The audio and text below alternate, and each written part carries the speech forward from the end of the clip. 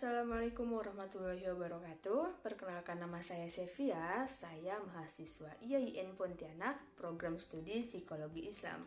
Nah, pada kesempatan kali ini saya akan membahas materi tentang stres kerja. Pertama-tama kita harus tahu dulu nih, apa sih stres kerja? Baiklah, yang pertama yaitu pengertian dari stres kerja. Stres sebagai akibat ketidakseimbangan antara tuntutan dan sumber daya yang dimiliki individu. Semakin tinggi kesenjangan terjadi, semakin tinggi pula stres yang dialami individu dan akan mengancam. Stres merupakan reaksi negatif dari orang-orang yang mengalami tekanan berlebih yang dibebankan kepada mereka akibat tuntutan, hambatan, peluang yang terlampau banyak. Stres yang terlalu berlebihan dapat mengancam kemampuan seseorang untuk menghadapi lingkungan. Stres didasarkan pada asumsi bahwa yang disimpulkan dari gejala-gejala dan tanda-tanda faal, perilaku, psikologikal, dan somatik adalah hasil dari tidak atau kurangnya kecocokan antara orang dalam arti kepribadiannya, bakatnya, dan kecakapannya, serta lingkungannya yang mengakibatkan ketidakmampuannya untuk menghadapi berbagai tuntutan terhadap dirinya secara afektif.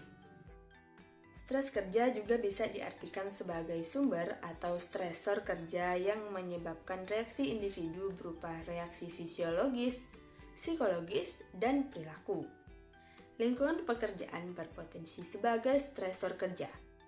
Stresor kerja merupakan segala kondisi pekerjaan yang dipersepsikan karyawan sebagai suatu tuntutan dan dapat menimbulkan stres kerja. Stres kerja adalah perasaan tertekan yang dialami karyawan dalam menghadapi pekerjaan.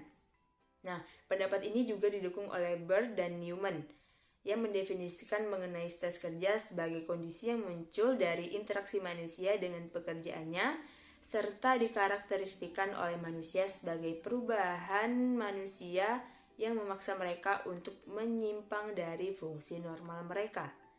Bisa dikatakan juga bahwa stres kerja adalah umpan balik atas diri karyawan secara fisiologis maupun psikologis terhadap keinginan atau permintaan organisasi. Stres kerja merupakan faktor-faktor yang dapat memberi tekanan terhadap produktivitas dan lingkungan kerja serta dapat mengganggu individu. Menurut Bernie dan Sally, mengungkapkan ada 4 jenis stres. Yang pertama yaitu eustress atau good stress.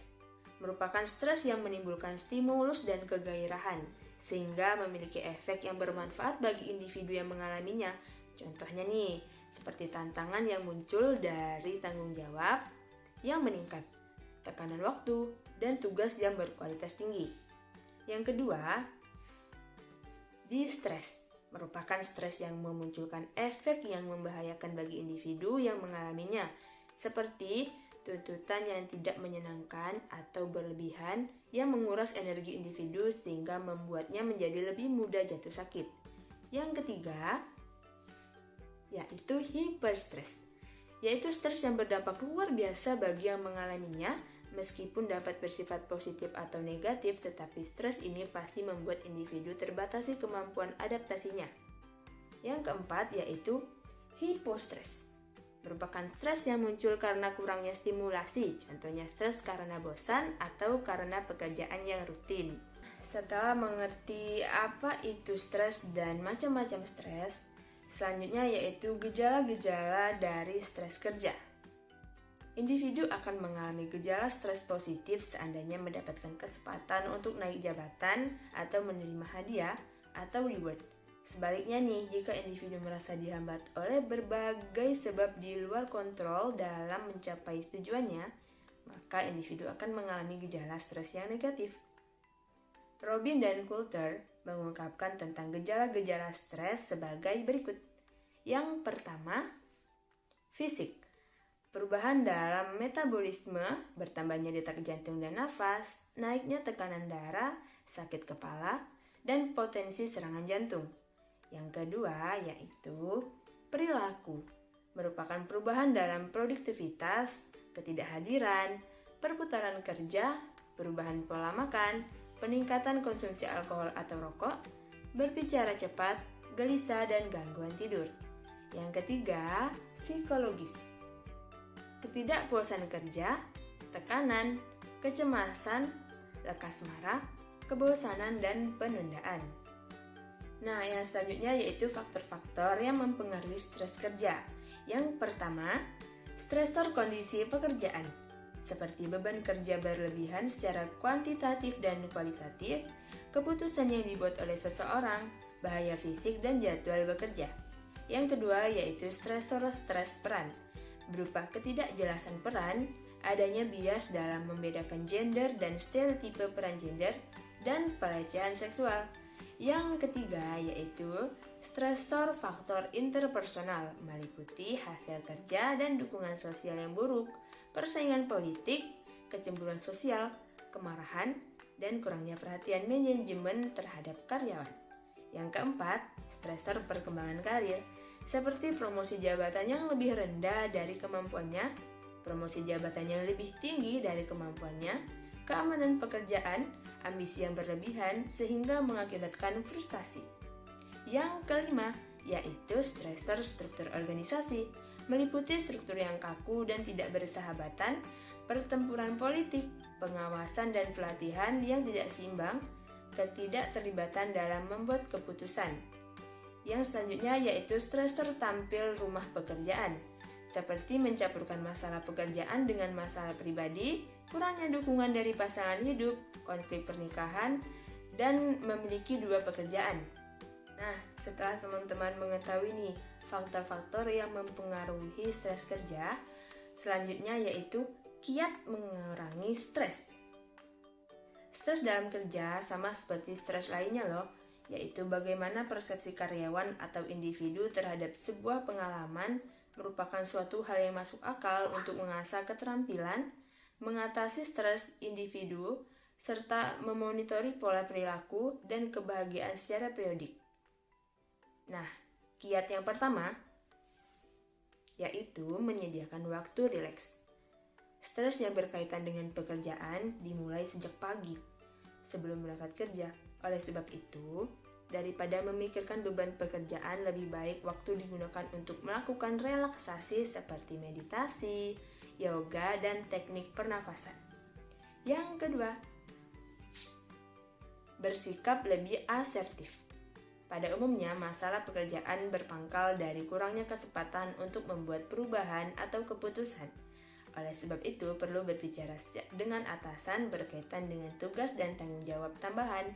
Dengan demikian, pekerjaan dapat dilakukan dengan cara kerja seperti yang diinginkan oleh perusahaan. Kiat mengatasi stres yang ketiga, yaitu bekerja lebih efisien.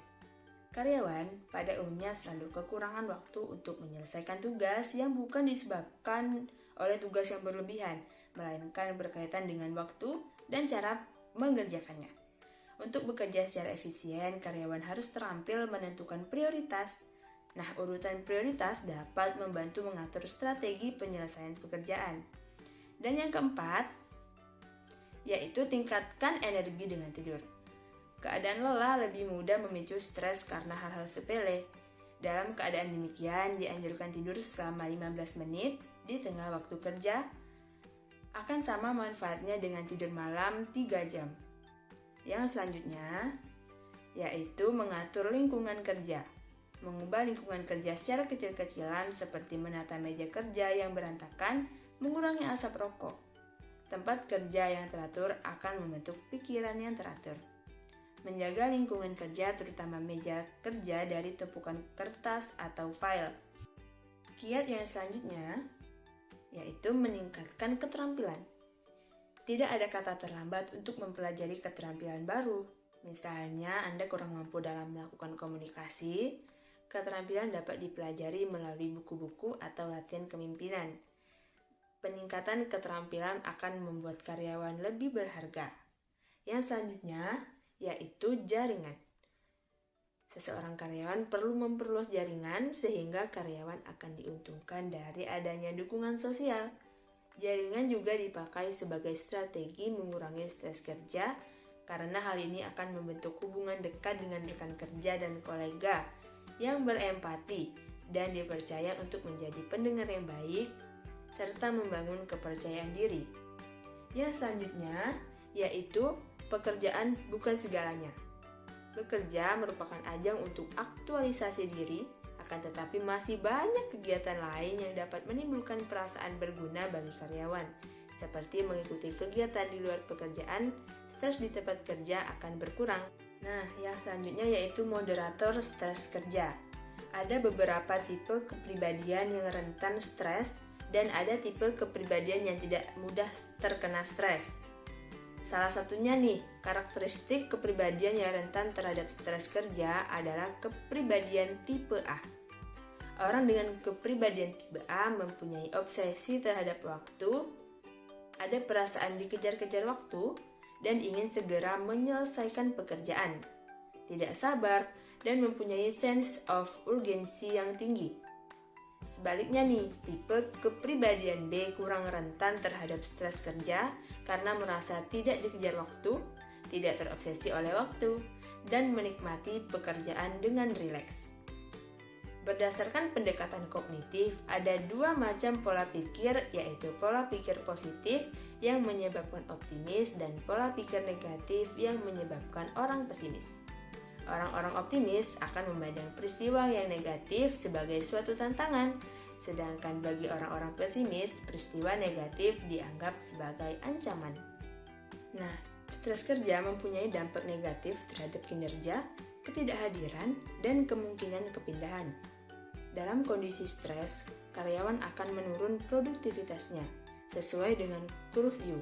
Artinya, tekanan yang optimal akan mendorong kinerja yang optimal. Sementara itu, tekanan yang rendah atau terlalu besar, kinerja akan menurun.